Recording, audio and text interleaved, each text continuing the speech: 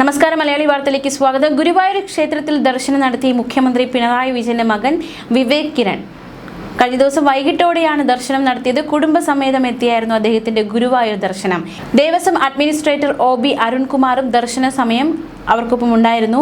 വഴിപാടുകൾ നടത്തുകയുണ്ടായി. ഉപദേവതകളെയും തൊഴുതാണ് വിവേക് ക്ഷേത്രത്തിൽ നിന്നും മടങ്ങിയത്. എന്തായാലും എന്തൊക്കെ വഴിപാടുകൾ നടത്തി എന്ന കാര്യത്തിൽ ഒരു വ്യക്തത ദേവസ്വം ബോർഡ് നൽകിയിട്ടില്ല. അതിന്റെ വിവരങ്ങൾ കൈമാറാൻ ദേവസ്വം അധികൃതർ തയ്യാറായില്ല.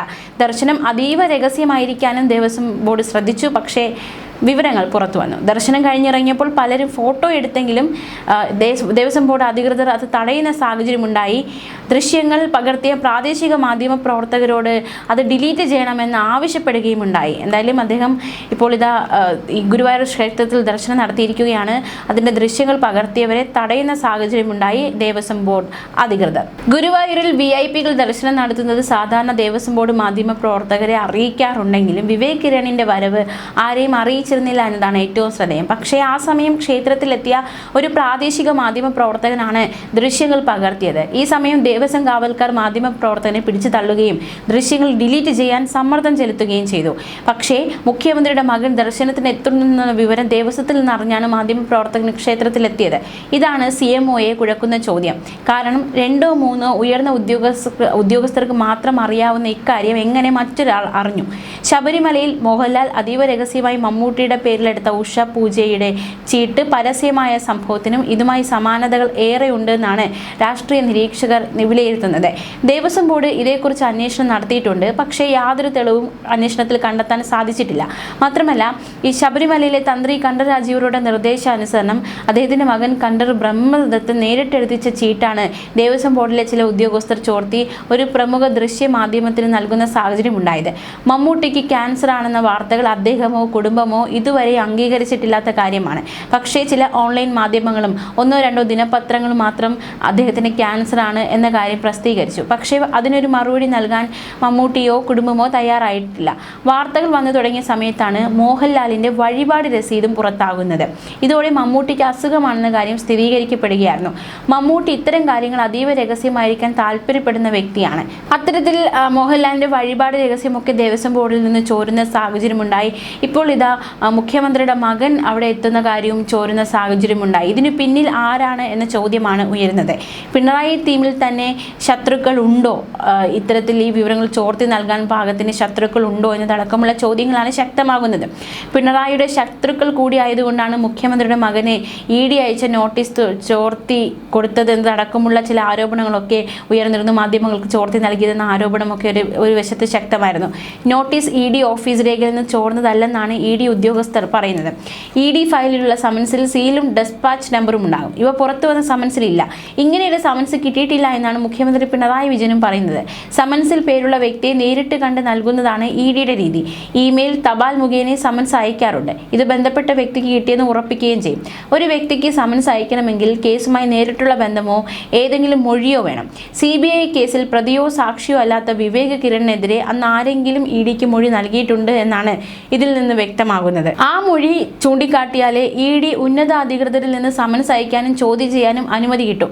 സമൻസ് മുഖ്യമന്ത്രിയുടെ ഓഫീസിൽ ആരെങ്കിലും തുറന്നു കാണുകയും അതിന്റെ ഫോട്ടോ മൊബൈൽ ഫോണിൽ എടുത്തിരിക്കാനും സാധ്യതയുണ്ട്. അത് തള്ളിക്കളയാനാകില്ല.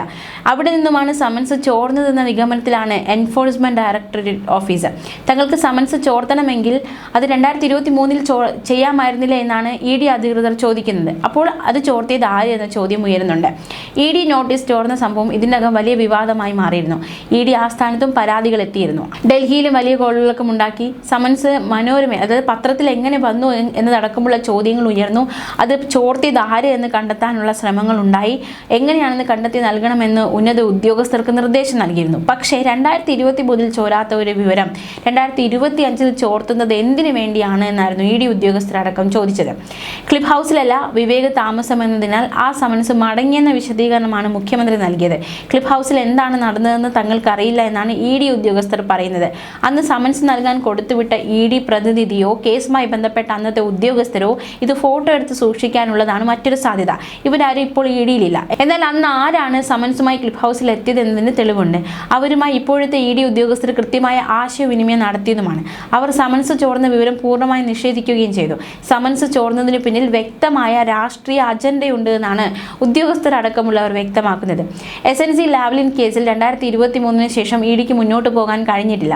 അന്ന് കേസ് അന്വേഷിച്ച ഉദ്യോഗസ്ഥരാരും ED-യിലില്ലതാണ്. മുഖ്യമന്ത്രി പിണറായി വിജയന്റെ മകൻ വിവേക് കിരണിന് സമൻസ് അയച്ചെങ്കിലും ഇത് എന്തിനു വേണ്ടിയെന്ന് അന്നത്തെ അന്വേഷണ ഉദ്യോഗസ്ഥന് മാത്രം അറിയാവുന്ന കാര്യമാണെന്നാണ് ഇപ്പോഴത്തെ ED ഉന്നതാധികൃതർ പറയുന്നത്. കേസ് ആക്റ്റീവ് അല്ല എന്നതാണ് നിലവിലെ സ്ഥിതിയെന്നും പറയുന്നുണ്ട്. അതായത് മുഖ്യമന്ത്രിയുടെ മകന് ഒന്നും സംഭവിക്കില്ല. CBI കേസിന്റെ അടിസ്ഥാനത്തിൽ കനേഡിയൻ കമ്പനിയായ ലാവ്ലിനുമായി ബന്ധപ്പെട്ട സാമ്പത്തിക ഇടപാടുകളായിരുന്നു ED അന്വേഷണം.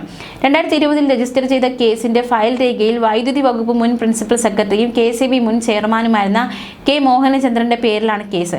ചില പ്രതികൾ മരിച്ചെങ്കിലും അന്വേഷണത്തിന്റെ തുടർച്ചയ്ക്കും കുറ്റപത്രം സമർപ്പിക്കാനും അതൊന്നും തടസ്സമല്ലെന്ന് ED കേന്ദ്രങ്ങൾ വ്യക്തമാക്കി. 2023 ഫെബ്രുവരി 14-നാണ് അന്നത്തെ ED assistant director PK Anand Vivek കിരണിന് സമൻസ് അയച്ചത്. ക്ലിഫ് ഹൗസ് വിലാസത്തിലല്ല താമസിക്കുന്നതെന്നും വിദേശത്താണെന്നും വ്യക്തമായിട്ടും സമൻസ് നൽകുകയായിരുന്നു. ഇങ്ങനെ ഒരാൾ ഈ വിലാസത്തിലില്ലെന്ന് പറഞ്ഞ് സമൻസ് മടക്കുകയായിരുന്നു. എന്നാൽ സമൻസിന്റെ വിശദാംശങ്ങൾ മുഖ്യമന്ത്രിയുടെ വസതിയിലെ ഉദ്യോഗസ്ഥരെ ധരിപ്പിച്ചിട്ടുണ്ടെന്നാണ് ED അധികൃതർ പറയുന്നത്.